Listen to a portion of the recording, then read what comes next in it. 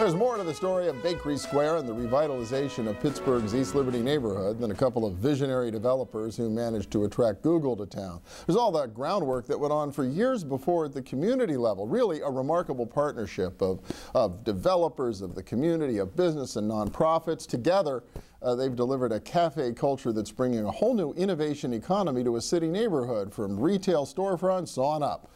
Nate Cunningham is helping to make it all happen as Director of Real Estate for East Liberty Development and as co-founder of the Beauty Shoppe. And no, it's not exactly what it sounds like.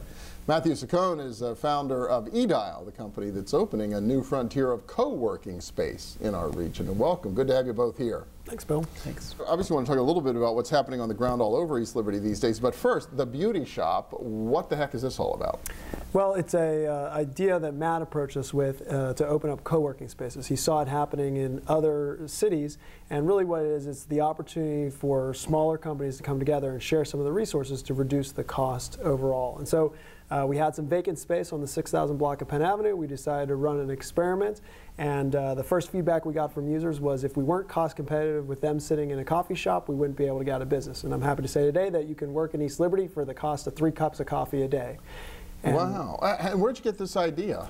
Well, I think one inspiration was my own experience as an entrepreneur beforehand. So when I came out of graduate school starting a small social enterprise, there were 3 of us who started it, and our options between trying to work out of home or Starbucks or signing a 12-month office lease was a pretty hard thing to take. As a small organization, we had no idea whether we were going to still be around in 12 months or we were going to fall flat in 3 months. And if we still were going to be around 12 months, we didn't know how many staff we were going to have or sort of what our office requirements were actually going to be. And so that was sort of the starting point for really thinking hard about how to open up an office infrastructure that allows people to step in, step out, scale up, scale back down in a very flexible way. That's a good choice. You got a business idea. It's not appropriate for you to be at home, but gosh, you sign that lease and it fails, and then you're really stuck. Then you go, I guess, go back to work for somebody else at that point, right? Yeah, for us, we're designed to have companies fail. We actually embrace that as part of the Beauty Shoppe. You know, most times you sign a lease and they fail and they want to come after you and try to get the money. For us, it's a month-to-month agreement.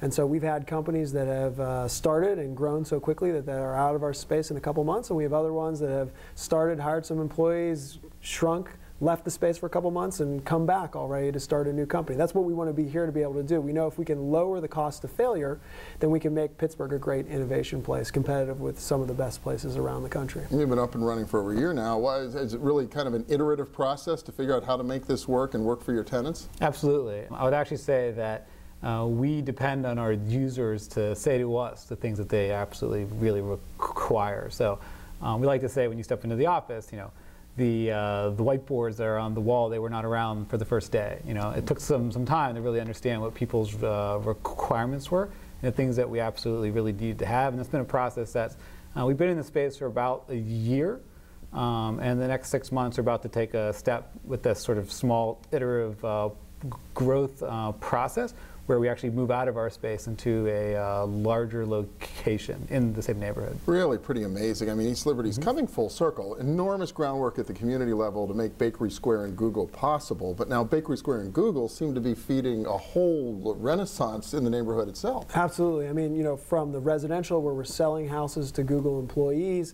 to investors who are looking to come from out of town and invest in these startup companies, the fact that Google is right down the street is a huge validation of the talent that we know that is coming out of places like Carnegie Mellon and Pitt. And so it's all really coming together and working to bring the neighborhood up, really across for everyone. You know, one of the great things about East Liberty is it's serving both the high and the low income folks. And so we have homeowners who are now recovering equity in their homes because employees at Google are buying houses next to them. So it's a great story, I think, for everyone who's been involved in the neighborhood for so many years. Are you doing additional development there in the neighborhood as well? We are. We're doing a couple projects in collaboration with Nate and ELDI. The project we're looking to get off the ground some point this year is taking the same approach we did with Flex Office Space and taking that approach to more Flex industry spaces. And so in the same way that we see small startups from an office standpoint, we see a lot of small organizations that just don't need office space but need more flex warehouse space.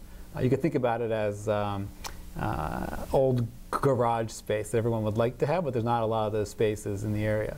And so the one project we're taking a hard look at is how to provide some brand new garages. So that's the second project we're working on. And then the third project we're working on is a reuse of the old East Liberty YMCA. And so that's the project we're looking at as well. So a lot of potential, a lot of interesting building structures, and a lot of interest. Oh, I almost forgot to ask, why is it called the Beauty Shop? Oh, well, we had this building, and people knew the ground floor, but there was been nothing on the upper floor for many years, but it had been a beauty shop, and so it had, painted in gilt letters, Beauty Shop on the window, and we figured, well, we can at least get people to the address, and when they look up, they'll see Beauty Shop. So that's how we came up with the name. There you go. Well, exciting stuff. What's next for you in East Liberty development? We've got tons of stuff. I think the big things are, this project that Matt mentioned at the YMCA, which we're close to finalizing with Ace Hotel. They're a boutique hotel that we bring to the neighborhood, and that would really be an anchor in what we're calling the entertainment district. And the other anchor is actually on the same block, actually tearing down all those buildings and building a 4-screen movie theater, which is really a great amenity because at one point East Liberty, I'm sure a lot of people remember, had 5 movie theaters, and now we have none. And so we think those two projects, along with existing anchors like the Kelly Strayhorn Theater, will continue to build on the restaurant culture that we've had in East Liberty, but bring more and more people into the heart of the district. Really great stuff. Congratulations to both of you. Just so wonderful to see the renaissance there in East Liberty. Great. Take care. Thanks. Thanks. And next up, MEMS, and the reasons microelectronic leaders from across the country are turning up in our region. Stay with us.